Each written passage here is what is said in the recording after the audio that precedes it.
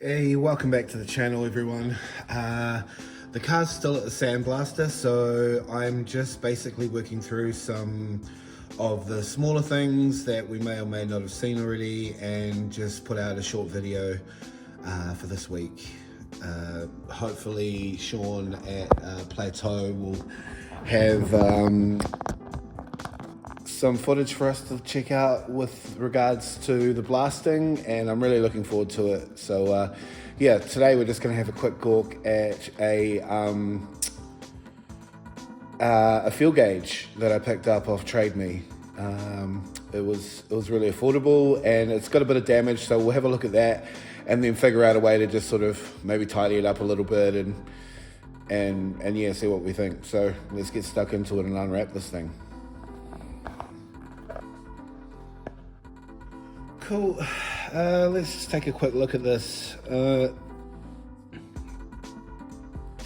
a bit dusty, just needs a bit of a cleanup. I test fitted it into the dash before the car went, and it fits perfectly, which was a relief. After a bit of sniffing about, the fuel sender and the gauge, from what I can gather, someone will probably correct me if I'm wrong, across the early 911s, the 912s and the 914s, they were all very similar, if not the same. So when this popped up for a really good price on Trade Me, I snapped it up, really. Such as the way of sort of trying to get little bits and pieces for this thing, mostly just looking for deals and picking bits and pieces up that probably aren't good enough for other people's cars, but you know, seeing what I've got to start with is not a bad deal, really. I'm not too fussy as long as it works. So yeah, at first glance, it didn't look too bad, but then there's some of the terminals are kind of bent and out of round, you know, like that one and that one in particular. So I thought maybe I'll just give this thing a bit of a clean, and we can look at just trying to gently pull these back out.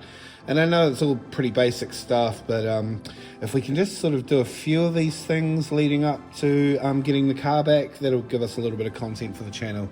So yeah, let me just get a couple of bits and pieces, and we'll just gently start trying to bend these back out to where they should be. All right.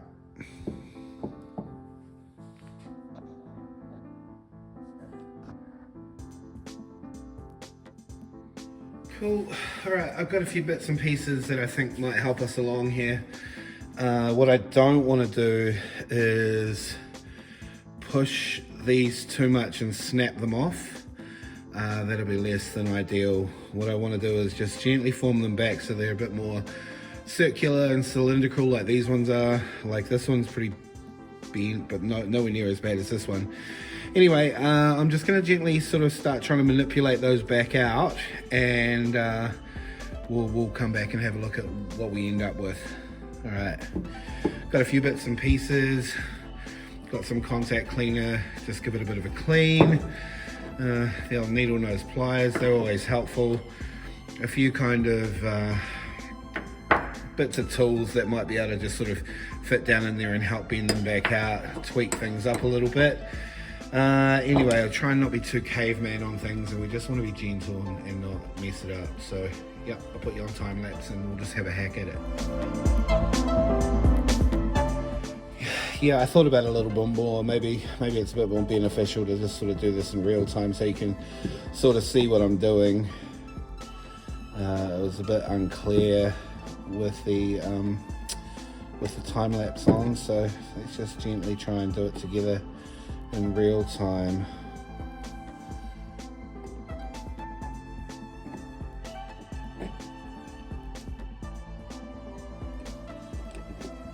If I stuff this up, you'll hear it crack, and you'll know that I cooked it.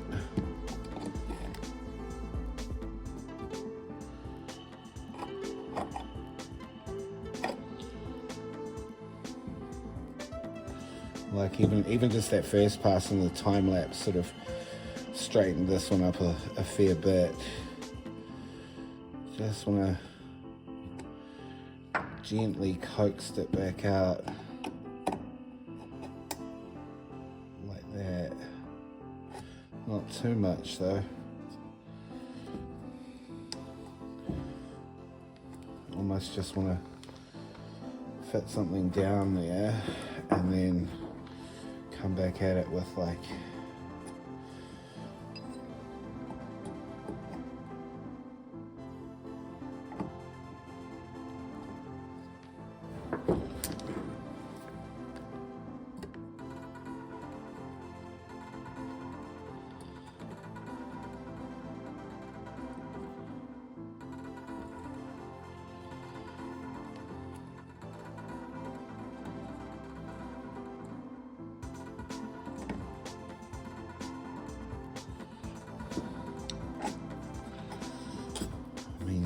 that's infinitely better, but still not great. Almost want to pinch those two together a little bit.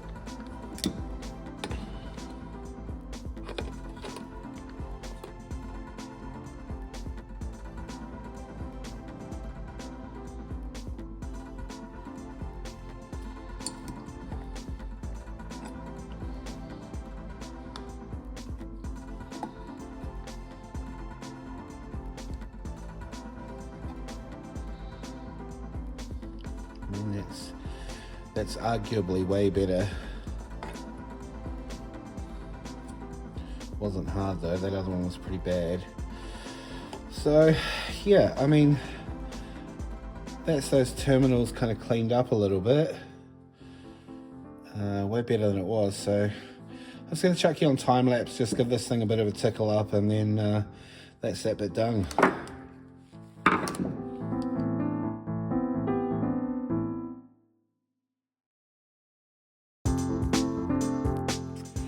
Alright, well, that was pretty quick, rough and ready. These are better than they were.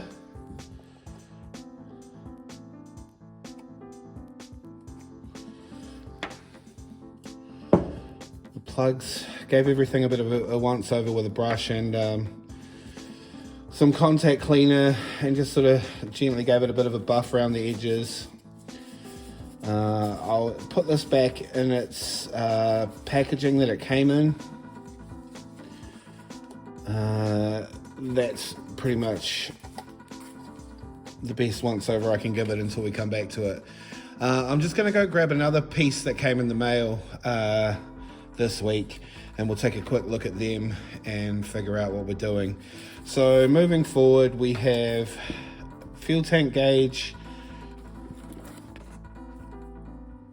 a speedo, and I have a oil pressure gauge, but it's out of a 924 and I'm not sure if it's right or if it even fits. So 2 out of 5 at this stage.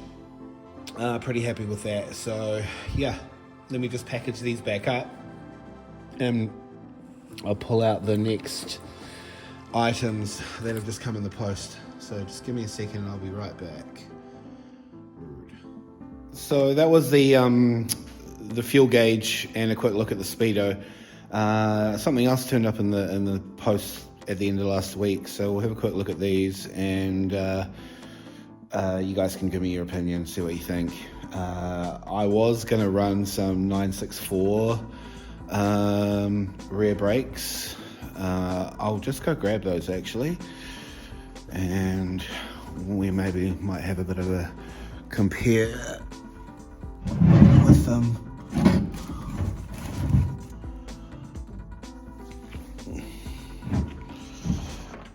Nice look at beard cam there. Right, so let's put these side by side and have a quick look.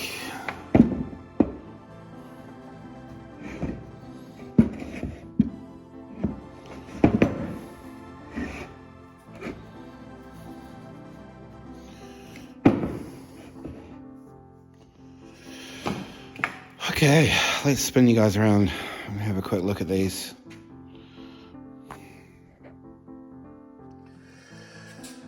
So I managed to pick up some, I think they're off a 69 911 rear brake calipers. They came with the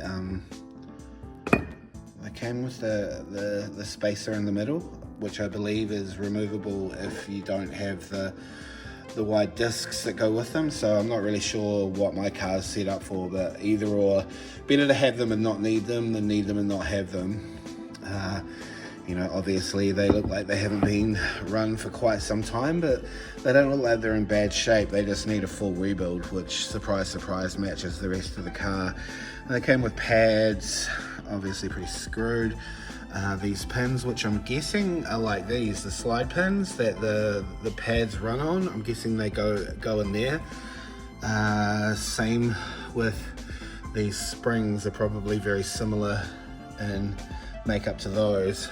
So, you know, a lot of the architecture is pretty similar over the years, but you know, the 964s have got like brake wear sensors and are a bit more modern and probably have a pretty good stopping power. I'm curious about the brake sizes though. I'm curious about a great number of things, like even the diameter of that. Like, I haven't even really had a good inspection of these sorts of things. Correct me if I'm wrong, but maybe some of the stuff's crossing over or can cross over. I don't know. Anyway, that's a step in the right direction. That was a good idea. Not really sure. So any of you 964 people out there that kind of looking for a cheap set of brakes, these are probably up for grabs sometime in the not too distant future. But yeah, pretty happy about these. I think they came out of Adelaide off a 69 911. Yeah, really simple looking technology. It's not too crazy in terms of like how things work. I mean, overall they're in pretty good shape. So super stoked on that. Just another piece of the puzzle, and yeah, that'll bring us roughly up to date. I'm gonna just have to sort of maybe clean some bits and pieces, like maybe those heater pieces from the back of the car, and just go over a few things. Maybe knock out those rear bumpers, give everything a bit of a once over. That being said, the car will probably be back next week, I'm hoping, which will be good. And then we can really start to begin the rebuild process, which will be great because I've been really looking forward to just making some progress. Well, that's a really quick upload. It's real basic. I'm just kind of waiting for the car to come back, and I'll do a few bits and pieces in between just to keep the channel rolling over. Really appreciate the few subscribers that have come on board, and once we get the car back, we'll start moving pretty quickly, I think. That being said, I do need to do a window regulator in this. So maybe we'll have a side quest and I'll just quickly do that. There's also a bit of an ignition switch that needs to be swapped over to sort of help with some starting problems it's having. I've been in there before, so it's not too crazy. So anyway, let me know if you want to see a little bit of this while we're waiting for the 912 to come back. Cool, thanks.